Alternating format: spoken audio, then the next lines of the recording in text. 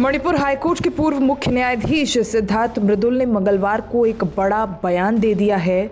उनका मानना है कि राज्य की स्थिति को तुरंत नियंत्रण में लाने की आवश्यकता बेहद ज़रूरी है, नहीं तो यहाँ कुछ नहीं बचेगा। इसी के साथ ही उन्होंने ये भी कहा कि मणिपुर को अदृश्य ताकतें जला रही है और यहाँ हिंसा को बढ़ावा दे रही हैं।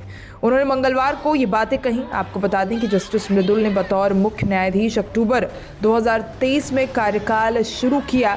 इसी दौरान यहाँ हिंसा शुरू हो चुकी थी। बीते मई तक वहाँ से हिंसा की खबरें सामने आती रही। दिल्ली में एक पैनल में चर्चा के दौरान जस्टिस मृदुल ने कहा, कुछ तत्व मणिपुर को लगातार जलते हुए रखने में अपनी रुचि रखते हैं।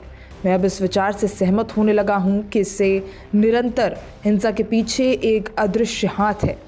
ये हाथ किसका है ये मुझे अब तक स्पष्ट नहीं। इसके पीछे कई कारक हो सकते हैं। आपको बता दें कि वो पिछले महीने अपने पद से रिटायर हुए हैं। हिंदुस्तान टाइम्स के एक सवाल के जवाब में उन्होंने कहा, मुझे लगता है कि कोई ना कोई इस हिंसा को बढ़ाने में शामिल है। मैं ऐसा इसलिए कह रहा हूं क्योंकि हर बार जब स्थिति सामान्य होने लगती है तो अचानक नई हिंसा की लहर आ जाती है। इससे मुझे ये विश्वास होता है कि इसके पीछे कुछ ताकतें हैं। ये ताकतें बाहरी और स्थानीय दोनों हो सकती हैं। आपको बता दें, मणिपुर में लगभग 19 महीने से हिंसा का दौर जारी है। यहाँ जातीय संघर्ष का कोई अंत नहीं हो रहा। हिंसा और प्रतिशोध के हमलों की इस श्रृंखला ने केंद्र सरकार को और अधिक सैनिक भेजने, AFSPA फिर से लागू करने और विभिन्न समूहों के प्रतिनिधियों के साथ वार्ता करने के लिए मजबूर किया है। हालांकि इन कदमों का ज़्यादा असर नहीं दिखा है। मणिपुर में अब तक लगभग 240 लोग अपनी जान गंवा चुके हैं। आगे हाईकोर्ट के पूर्व चीफ जस्टिस कहते हैं, कुछ समय के लिए हिंसा रुकी, लेकिन मई से अब तक मणिपुर में कभी भी सामान्य स्थिति बहाल नहीं हुई।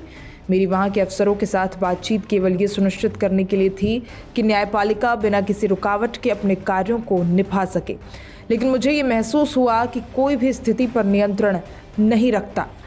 केंद्र ने स्थिति को नियंत्रण में लाने के लिए बार बार राज्य में अधिक सैनिक भेजे।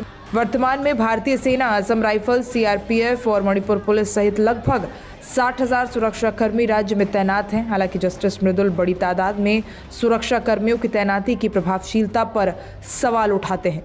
उनका मानना है कि इनकी मौजूदगी के बाद भी हिंसा के कारण विस्थापित हुए हजारों लोग अपने घर वापस नहीं लौट पा रहे।